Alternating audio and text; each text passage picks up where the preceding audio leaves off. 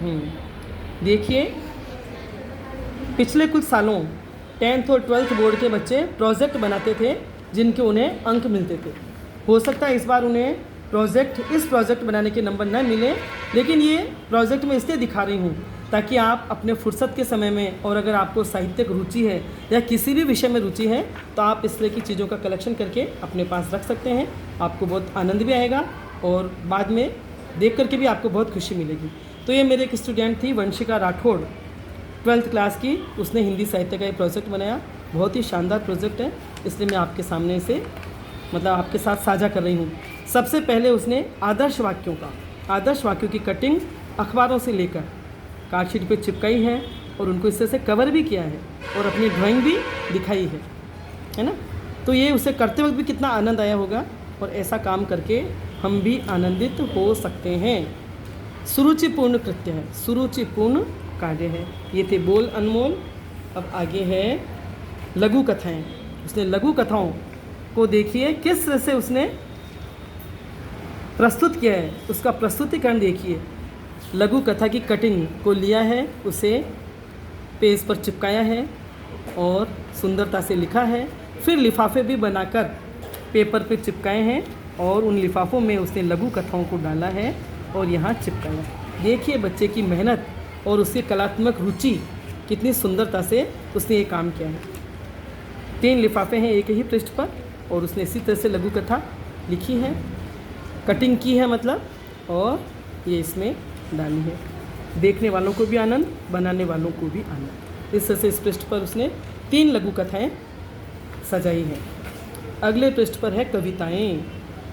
कविताओं को उसने सीधे इस सुंदर पेपर पर चिपकाया है कटिंग को, और इस तरह से फोल्ड करके उसने इस पृष्ठ पर 5 कविताएँ सजा दी हैं। आप भी ऐसा कीजिए। अगर आपकी साहित्य में रुचि है, पढ़ने में रुचि है, ज़रूरी नहीं कि हिंदी में ही रुचि हो, आपको अंग्रेजी में, विज्ञान में, साइंस, सामाजिक में, किसी में भी रुचि हो, आप किसी भी तरह के आर्टिकल्स का कटिंग करके ऐसे सुंदरता से सजाकर अपने पास रख सकते हैं और फुर्सत के पलों में उन्हें देखकर आनंदित हो सकते हैं, है ना। अब ये थी कहानी, ये है पेज कहानियों का। कहानी की भी कटिंग ली है, बस इस तरह से फोल्ड कर दें ताकि हमारा पृष्ठ पूरा काम ना आए। फोल्ड कर दिया और इसी में चिपका कर उसने इस तरह से इसको कवर कर दिया। देखिए कहानी, एक इधर छोटी सी कहानी है तो इस तरह से कर दिया, बड़ी कहानी है तो उसके ऐसे फोल्ड करके ये देखिए। और कितना सुंदर काम है बच्ची का, बहुत ही सुंदर। तो ये थी कहानियाँ, बहुत ही अच्छा संकलन है। अब आगे फिर लघु कथाएँ। लघु कथाओं को उसने लिफाफों में तैयार किया है, पहले देख चुके हैं आप। देखिए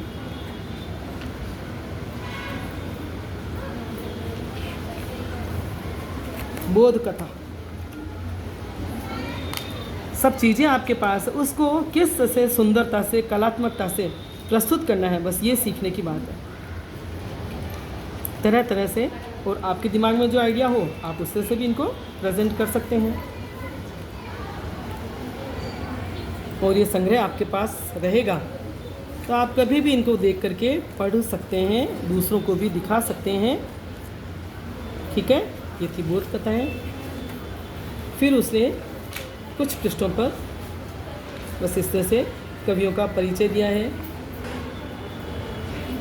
कुछ कटिंग सादे तरीके से लगा दी है और इस तरह से उसका संकलन, इधर चुटकुले हैं, इस तरह से उसने अपना संकलन बहुत ही अच्छे से तैयार किया है और मुझे भी इसलिए मैंने आप लोगों के साथ साझा किया है। और इस तरह से इसको फाइल में कवर करके आप अपने पास संभाल कर सुरक्षित रख सकते हैं।